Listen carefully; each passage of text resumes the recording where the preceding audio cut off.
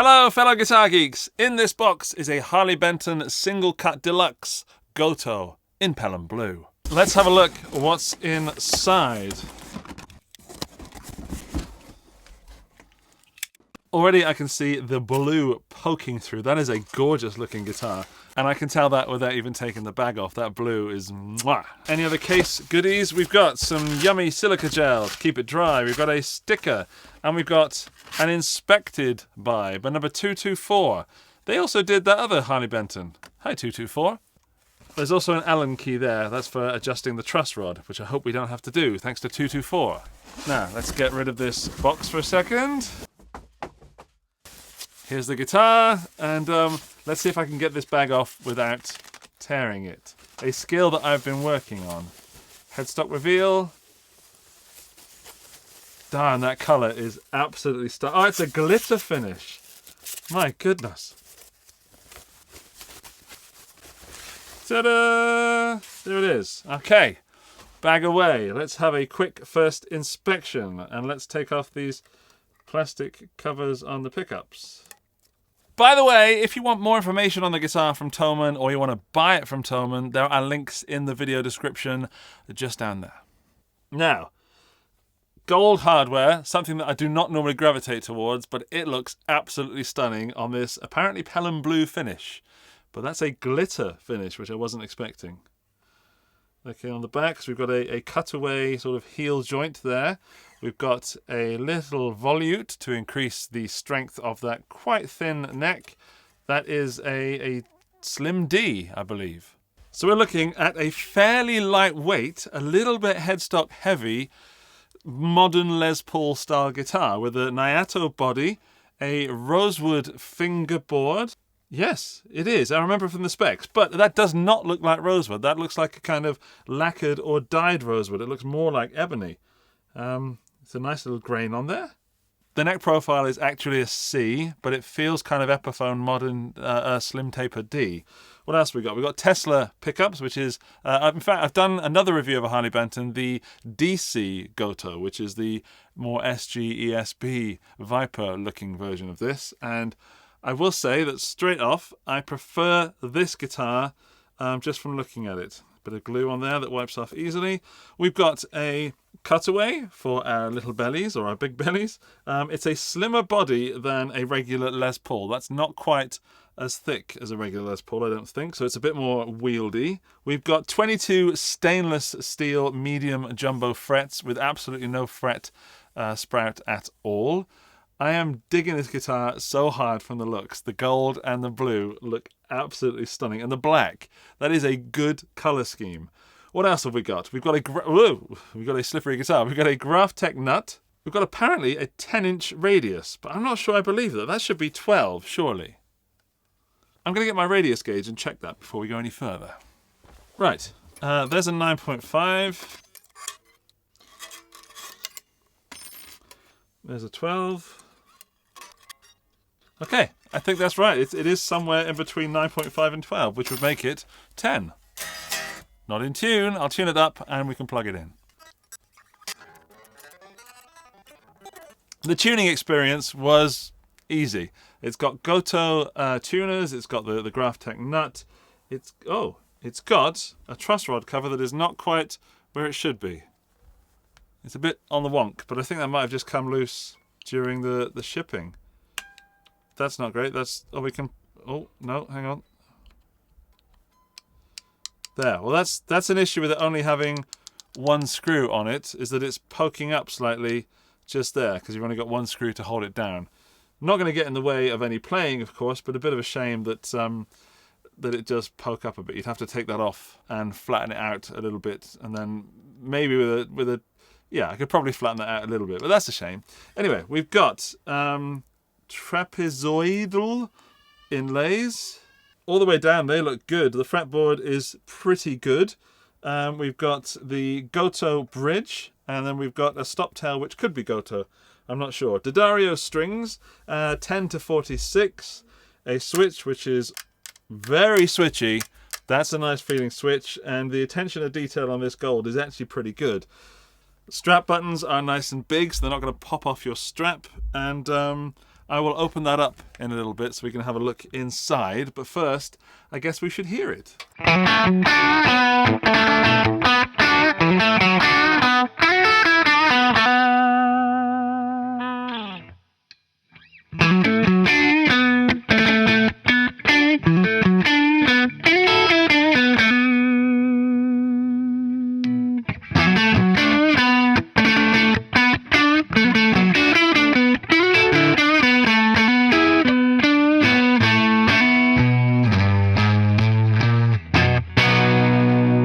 Okay, that sounds good. That sounds rock and roll. The first thing I will say is that the bridge pickup is not as loud as the neck pickup, although they are about the same distance. So just as a little test, here's the bridge followed by the neck.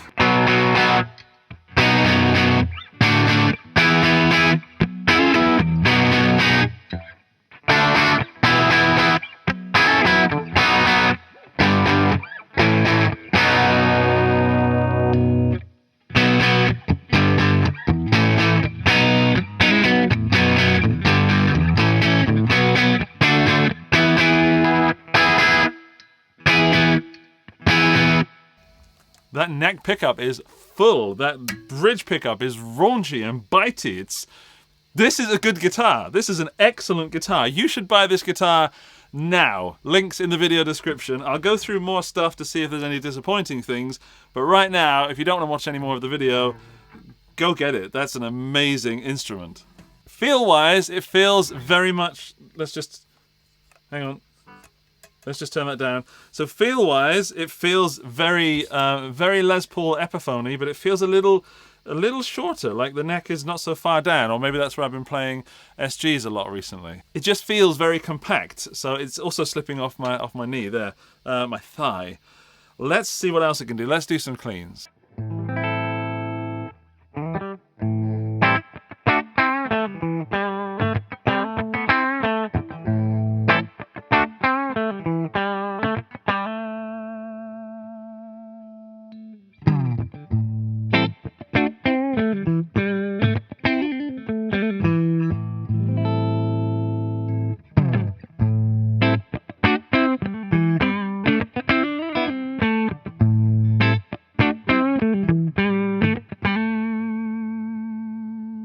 Okay, it's there. It's definitely, I prefer it definitely with a bit more crunchy sound, but there's sustain there. There's a beauty to those notes. They don't just die off and get killed. There's a beauty. Again, being a €300 guitar, this could be a good one, an average one, or a bad one. And so far, if it's a bad one, no question, one of my favorite guitars at this price point. If it's an average one, also that same statement applies. If it's a good one, I'm having a great time. €300 for that tone and that feel, that's awesome. I will do some more. Let's do some drop D chugging, some metal with the Engl Fireball 25.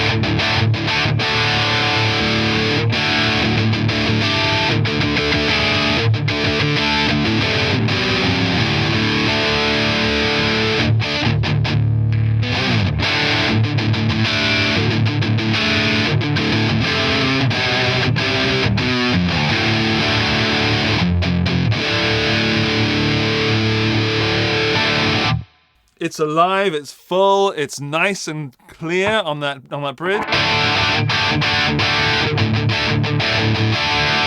It's thick on the neck.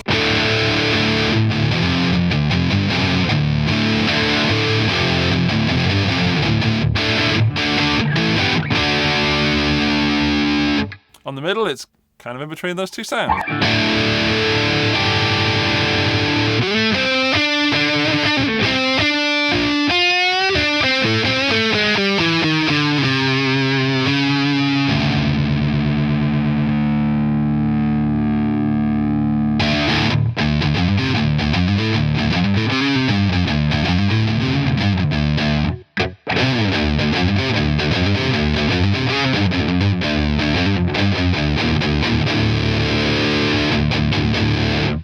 Again, good sounds.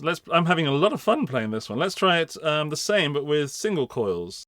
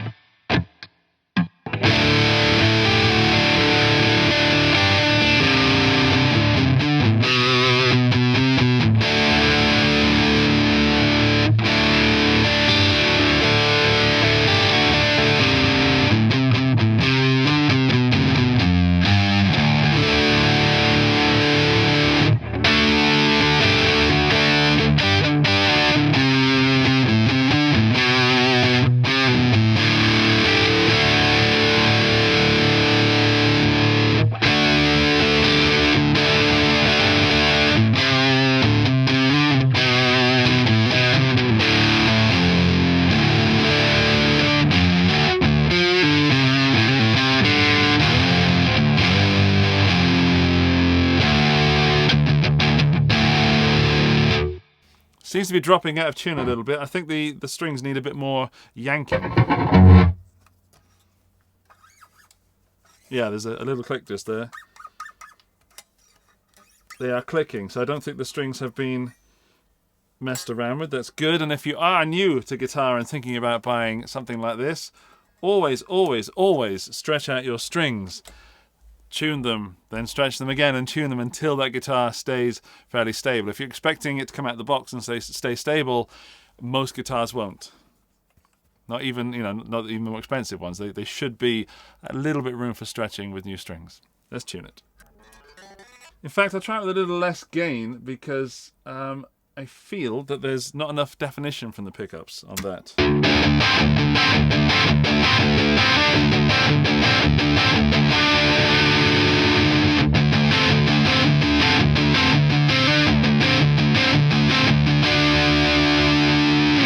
Let's go clean single coils with the Fender Deluxe Reverb again.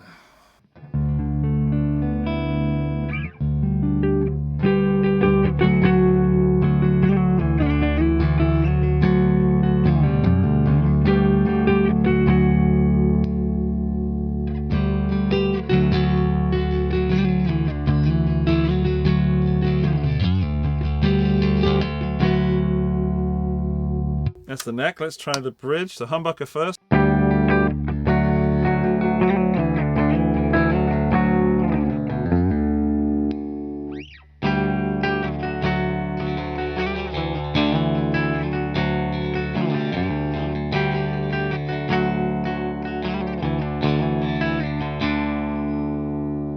Middle.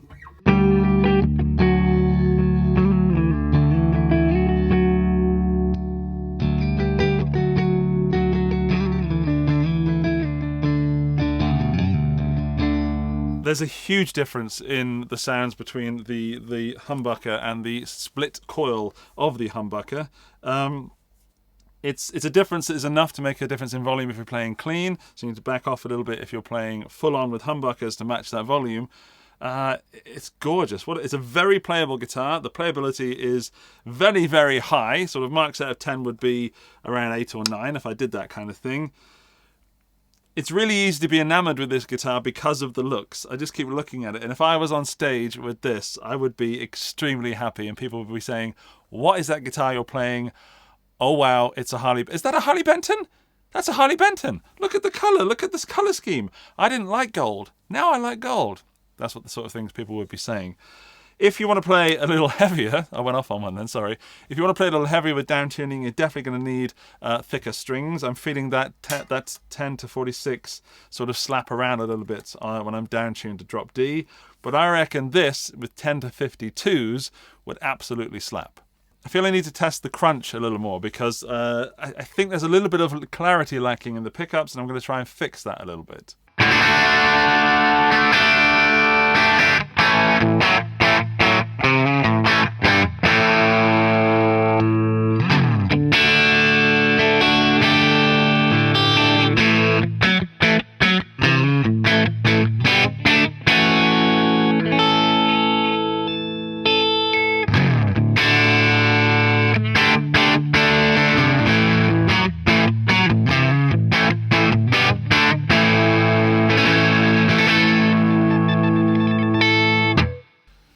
Yeah, it's an amazing fun guitar to play. I am not entirely convinced about the finish though. I'll show some close-ups, but mainly what I'm talking about is the lower horn. That's a bit of a shame. It's been buffed too much. Too much buffing has happened down here.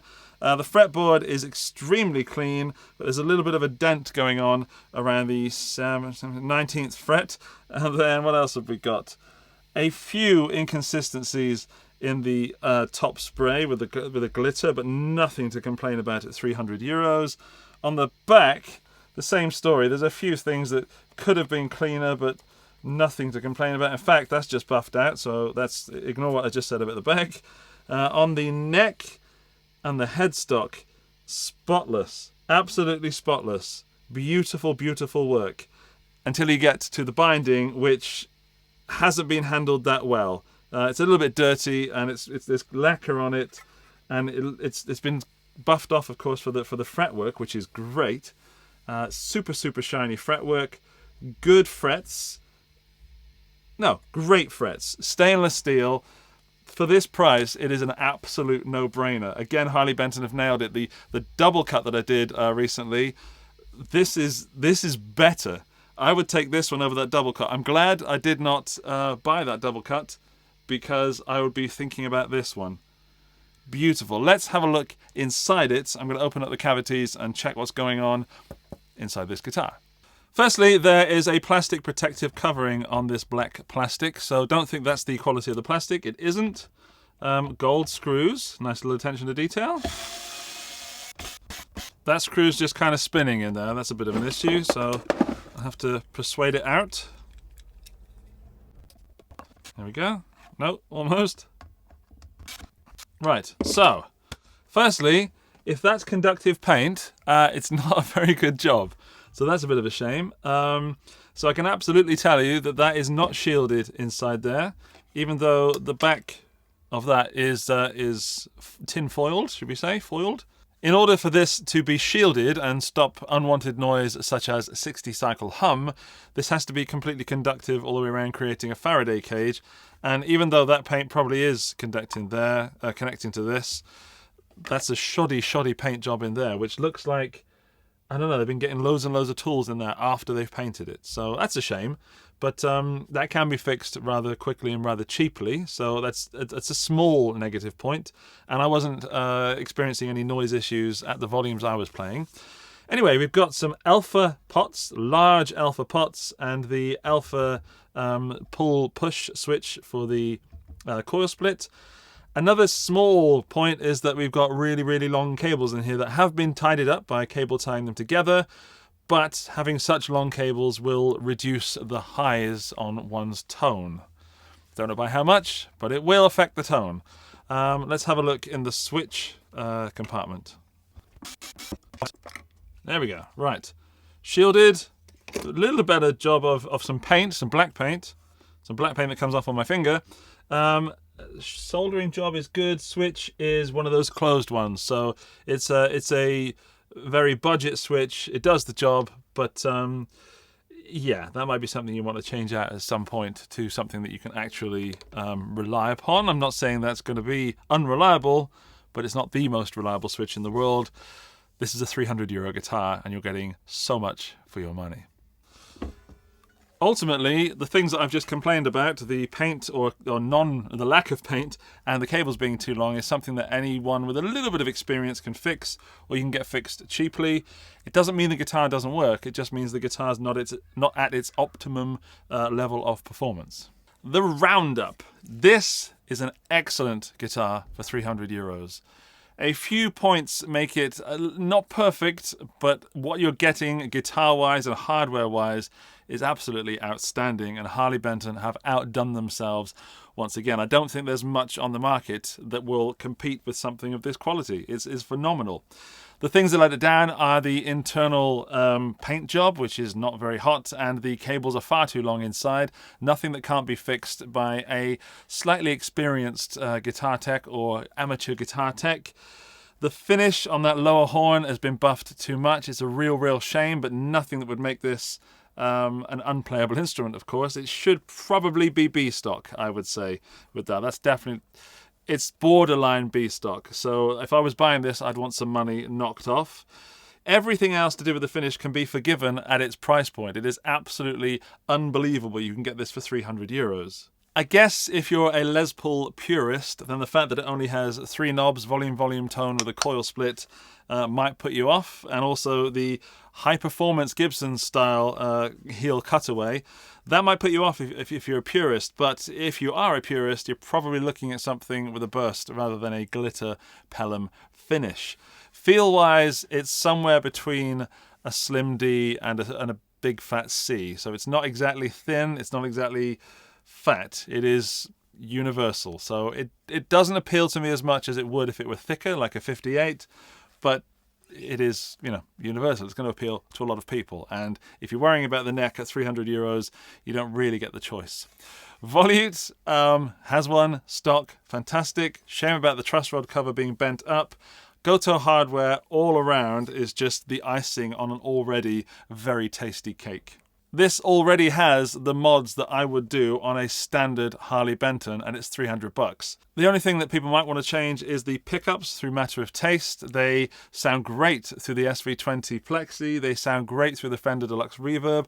I wasn't that impressed with the high gain tones. They were a little bit too compressed and there wasn't enough clarity, so I was missing certain aspects of tone that I'm used to with the Engl Fireball 25. All in all, if you're thinking about buying this guitar and you have €300, you should absolutely purchase this instrument. And if you're wondering whether you should get the DC or the SC, this being the SC single cut, this I prefer to the DC. This is a better guitar than the DC, and the DC is already great. Yeah, I really do. I'm blown away. It's phenomenal. And that, my geeky friend, is the end of the video, which means you are a member of the End of the Video Club. And to prove that you are a member of this prestigious elite, when you leave a comment telling me what you think about this Harley Benton single cut, please also include the phrase Blue Sparkle. And that'll let me know that you made it this far in the video. Thanks for doing that. It also helps the YouTube gods treat me a little more favourably. That just leaves me to say thank you to Harley Benton for sending this out. I have to do the painful job now of boxing it up and sending it back to them. If I didn't have so many guitars, I would absolutely be keeping this one. That video there is the DC version, so the double cut SG style of this guitar. Also fantastic. I recommend you watch that. Otherwise, subscribe button down there, and I will see you very soon. Keep it guitar and keep it geeky. Bye-bye.